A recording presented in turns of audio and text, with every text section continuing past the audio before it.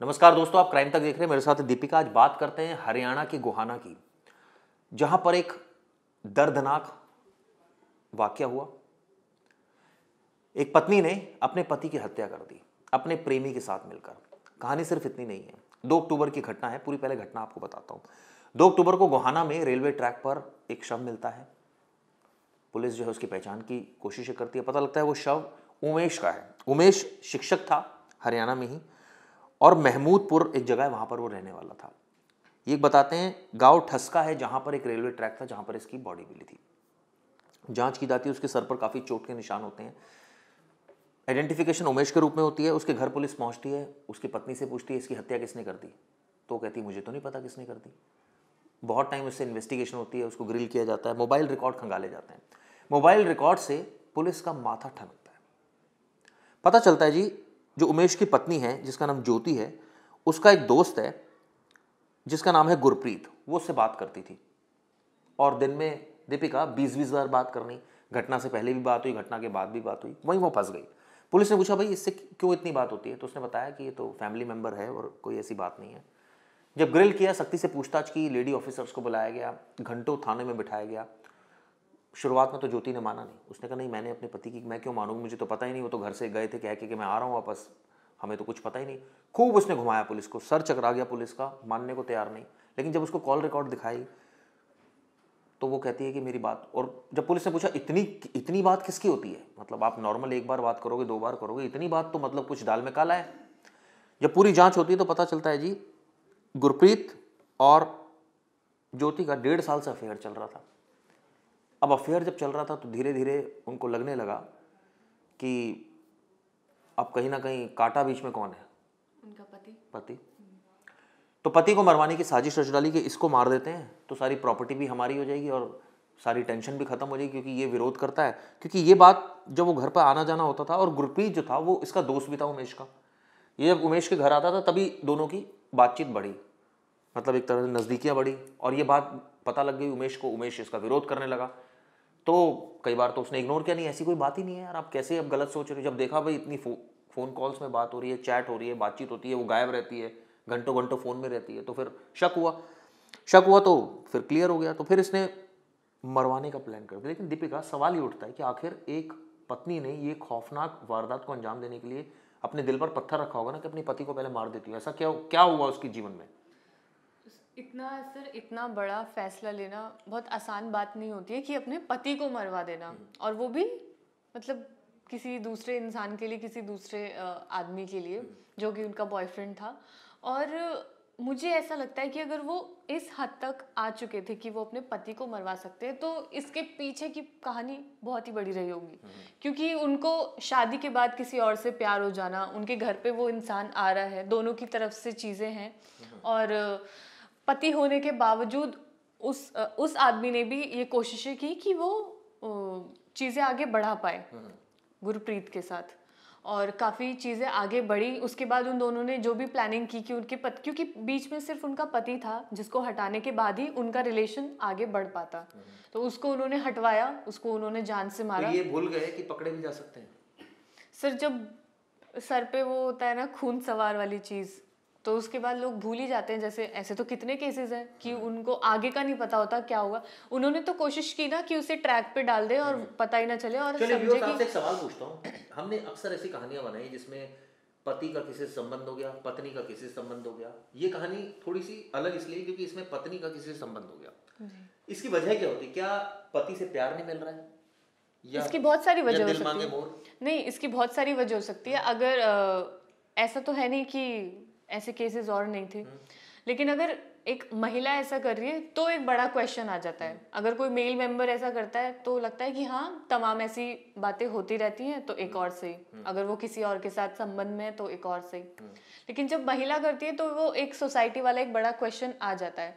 लेकिन इसमें अगर सबकी एक नहीं, ये क्या बात हुई, महिला करती है तो मतलब ये फिर भी एक्सेप्टेबल है, पति करता है तो एक्सेप्टेबल है, महिला करती है तो ये ये तो बड़े मैंने नहीं बनाया ना सर, ये तो सोसाइटी ने बनाया है। नहीं आपको नहीं, मतलब लेकिन खुद एक भी भाई, व्हेन विमेन अगर आपकी शादी हो गई है तो आपको इधर उधर देखना ही क्यों है? बिल्कुल ही देखना चाहिए। सबसे गलत चीज है कि अगर आप या तो आप शादी लेकिन ना हो रहा है करें, ना। हो रहा है, वही तो बात है, या तो आप शादी ना करें और अगर सिर्फ आप इतना खुद ही को नहीं हो रहा कंट्रोल है, नहीं कर इतना ही नहीं सकते। हो रहा है, मर्डर हो रहे हैं उसके बाद। बिल्कुल मर्डर हो रहे हैं, लोग इतने सारे रिलेशनशिप्स चला रहे हैं जिसकी वजह से कितना मेंटल पीस डिस्ट्रॉय हो रहा है, रिलेशनशिप्स खराब हो रहे हैं, जो बच्चे हैं उनके वो भी डिस्ट्रॉय हो रहे हैं क्योंकि उनके पास कोई फैमिली ही नहीं बची है ना अब। उनका उनके फादर किसी और के साथ है, मदर कहीं और है, उनको पता ही नहीं है कि जिंदगी में चल क्या रहा है। तो कितनी सारी फैमिलीज ऐसे डिस्ट्रॉय हो रही है, और सिर्फ डिस्ट्रॉय होने के बावजूद अब तो लोग मर्डर करने पर भी उतर आए हैं कि उनको बस जिंदगी से निकाल ही दे हमेशा के लिए। तो ये तो बहुत ही गलत चीज है क्योंकि इसके बाद तो फिर कुछ रह ही नहीं जाता है ना, इसके आगे क्या है मारने के बाद जान से।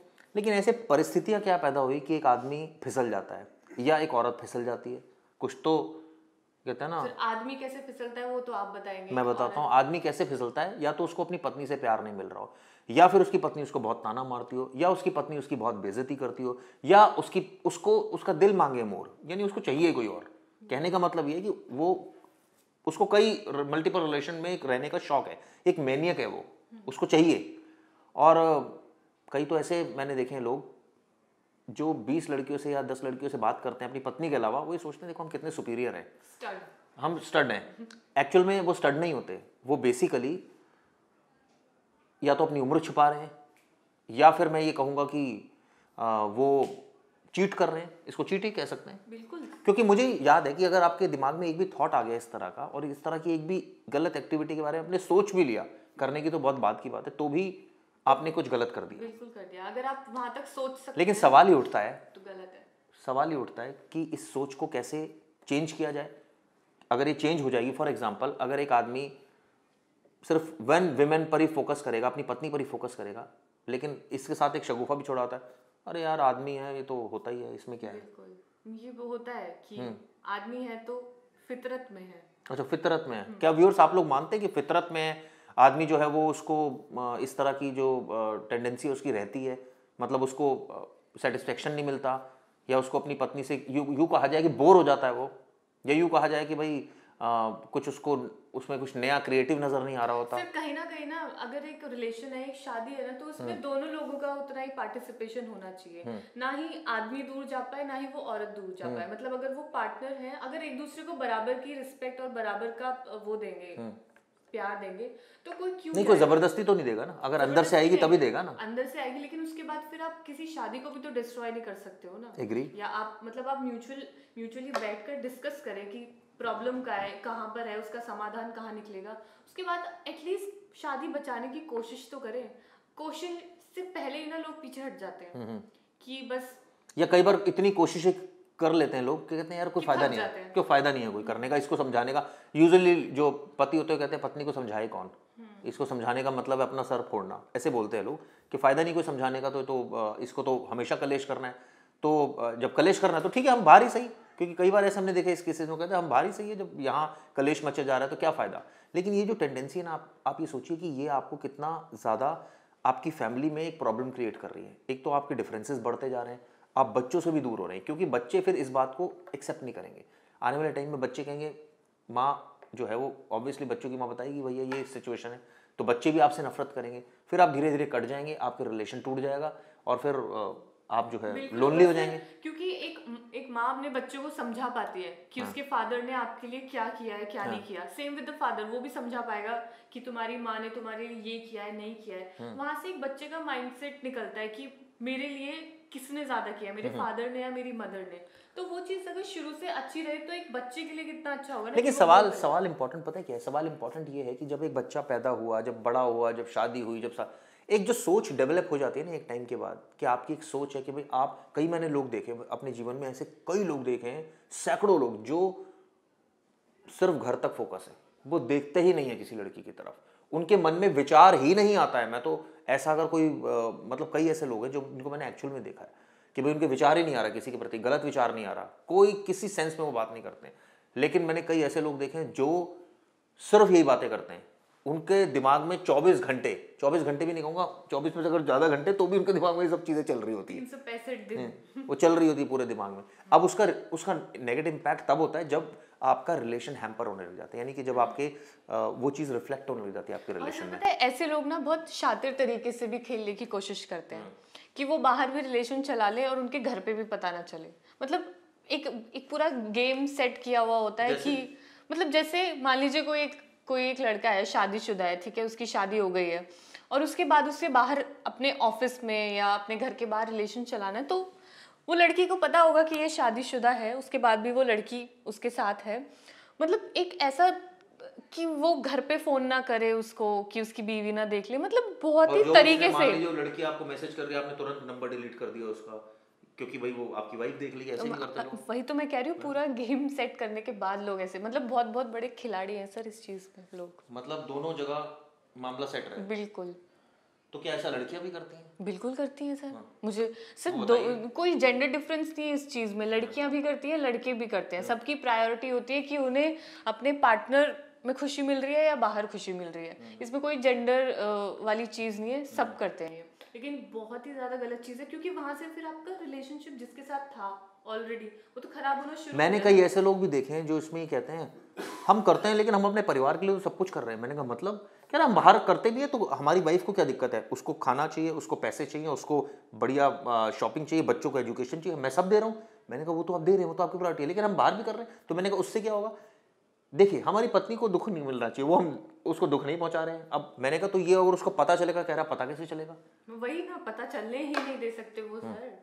मतलब ये बना लिया है कि मतलब एहसान कर रहे हैं कि मेरी बीवी लेकिन खुश है सब इस चीज़ों केस में हुआ उल्टा है। इस केस में ये चीजें पता चली, इस केस में नफरत फैली, इस केस में नफरत फैलने के अलावा ये हुआ कि अब इसको मारना ही बेहतर है। अगर ये मरेगा तभी काम आगे बढ़ेगा, क्योंकि ये तो इतना टोक रहा है, इतना परेशान कर रहा है, रोज इसने कलेश मचा रखा है, डेली ये टोकता है हमें, डेली फ्रीडम हमारी कर्टेल करता है। पता नहीं कौन सी फ्रीडम चाहिए उस औरत को कि भाई मुझे जो है वो क्या नहीं करता मेरे लिए, क्या क्या वो पैसा नहीं दे रहा था वो शिक्षक, क्या उसके घर में फैसिलिटी नहीं थी, क्या वो प्यार नहीं करता था उसको, क्या उसको नफरत करता था, कि ये सिचुएशन आ गई कि उस लेडी ने डिसाइड कर लिया कि मैं इसको छोड़ूंगी नहीं। मतलब उन्हें परमानेंटली उसे निकालना था, पर अगर उन्हें अलग भी होना था तो उसके और भी तरीके थे ना, सिर्फ मार देना जान से। नहीं, लेकिन एक चीज़ होती है रिलेशनशिप में जो मतलब मैंने सुना है और देखा भी है कि कई बार ऐसा होता है हस्बैंड वाइफ की इतनी ज़्यादा टिफ हो जाती है कि बात मारपीट तक आ जाती है। मारपीट भी कुछ नहीं, इतनी कई बार देखा है कि कोई हस्बैंड अपनी वाइफ को इतनी तेज तमाचा मारता है और उसके बाद चीज़ें और ख़राब हो जाती हैं। उसके बाद वो भी आपको चिल्लाती है, फिर आप कहते हो चिल्ला मत, मेरे घर की इज्जत है, वो फिर एक और मतलब ऐसा हंगामा मच जाता है, पूरा पैनिक क्रिएट हो जाता है एक टाइम तक, और उसका पास भी पता चल जाता है सबको कि पता चल जाता है। संग्राम हो रहा है। और संग्राम होने के बाद 10 दिन बात नहीं होती है आपकी, और उस दौरान रिलेशन खराब होता है। फिर आपको लगता है मैं इतना काम करता हूँ, इतना प्रेशर में रहता हूँ, सब कुछ करता हूँ, उसके बावजूद मेरी रिस्पेक्ट नहीं है। नहीं है रिस्पेक्ट तो लो, अब मैं इसका बदला लूंगा, एक और रिलेशन रखूंगा, मैं वहां खुश रहूंगा। ये मैंने टेंडेंसी बहुत ज्यादा देखी है। वही है, जब घर से सुकून खत्म हो जाता है तो लोग बाहर ही ढूंढते हैं। तो पहले तो घर में सुकून रखिए, थोड़ा सा एडजस्टमेंट करिए। मैं ये नहीं कह रहा कि रिलेशनशिप बाहर रखना है किसी ने, लेकिन एक दूसरे को समझना है रिलेशनशिप है। जो मुझे जो लगता है कुछ चीज़ें आपको एडजस्ट करनी पड़ती है, यानी कि कुछ आपको चीज़ें मन मार के करनी पड़ती है। बिल्कुल, और दोनों लोगों को एडजस्टमेंट्स करने होते हैं। इसमें ये नहीं है कि मैं अगर लेकिन अगर एक मानूं ना तो करे, सिर्फ मैं ही करूं। सिर्फ नहीं करेगा तो रिलेशनशिप में ना वो गांठ लगना शुरू हो जाता है, एक एक दो दो तीन तीन, और फिर वो टूट ही जाती है। ये चीज तो मैंने देखा है टूटने के बाद भी कई लोग जुड़ जाते हैं, बाद में कोशिश करते हैं जुड़ने की। क्योंकि वो चाहते हैं कि उनका वो पार्टनर है वो उनके साथ रहे। लेकिन कुछ लोग अब जो वो एकदम हाइपर हो जाते हैं ना कि बस खत्म करना ही इसका एक सोल्यूशन है एकमात्र, उस चीज में खत्म हो जाता है। वरना आप चाहो तो किसी भी रिलेशन को सुधारा जा सकता है किसी भी पॉइंट पे। लेकिन उसमें तो दोनों की सहमति जरूरी है ना, आप एक साइड थोड़ी किश्ती नहीं, चलेगी। बिल्कुल एक जने से नहीं चलती ना, सिर्फ दोनों लोगों से चलती है। वो तो आपको डिसाइड करना है कि आपका सुकून वहाँ है या नहीं, लेकिन उसके चलते कोई गलत काम तो नहीं कीजिए ना। आप म्यूचुअली डिसाइड कीजिए कि क्या सही है। तो कहने का मतलब है इस केस में अगर कोई दिक्कत थी तो बैठ के डिस्कस किया जाना चाहिए था, जो शायद हुआ या नहीं हुआ। उसके बाद ऐसी परिस्थिति पैदा हो गई, इतने हाइपर एक्टिव हो गए कि ये कदम उठा लिया। और आप यकीन मानिए ये एक मोमेंट पर ये कदम उठाया जाता है कि एक मोमेंट आपको गुस्सा आ गया और आपने कदम उठा लिया, बाद में पूरी जिंदगी आपको पछतावा होता है कि हमने कदम क्यों उठाया था। अब क्या होगा, वो लेडी जेल में, उसका प्रेमी गुरप्रीत जेल में, उसका गुरप्रीत का परिवार तबाह, लेडी का परिवार तबाह, वो खुद तबाह। और आप सोचिए बच्चे तो खैर नहीं थे इनके, लेकिन उसके अलावा कितना समाज में जगहसाई। आप जेल में रहोगे, पूरी ज़िंदगी आप गिल्ट में रहोगे, मैंने क्या किया था। और इसका एट द एंड क्या, क्योंकि आपने एक रिलेशन में, एक आपको रिलेशन चाहिए था, तो सारा रिलेशन को लेकर कितना बड़ा मैस आपने क्रिएट किया कि अपनी ज़िंदगी आपने दाव पर लगा दी। शायद ऐसा ही हुआ इस केस में। बिल्कुल ऐसा ही हुआ है कि एक उन्होंने इम्पल्सिव एक डिसीजन लिया और उसके चलते सब कुछ खत्म कर तो इसके सोल्यूशन क्या है? इम्पल्सिव डिसीजन मत लीजिए, बैठिए, बात कीजिए, जहाँ दो बर्तन होते हैं बचते हैं, थोड़ा एडजस्ट कीजिए, एडजस्ट करना ही ज़िंदगी है, और तभी गाड़ी आगे चलती है, अदरवाइज नहीं चलती। और रिलेशन मत रखिए, इलिसिट रिलेशन बिल्कुल मत रखिए। ये मैं इसलिए बोल रहा हूँ क्योंकि ये चीज़ें बहुत ख़राब कर देगा। अपना दिमाग कहीं और डाइवर्ट कीजिए, पैसा कमाने में लगाइए, कोई नुकसान नहीं है, ज़्यादा कमाइए। आप अकेले बैठिए, अपने आप को वक्त दीजिए, अपने परिवार को टाइम दीजिए, इन सब चीज़ों में लेकिन फालतू सवाल का फिर छोड़ो। उठता है कि मन तो नहीं हमारा वहाँ करने का, तो फिर हम क्यों करें वो काम?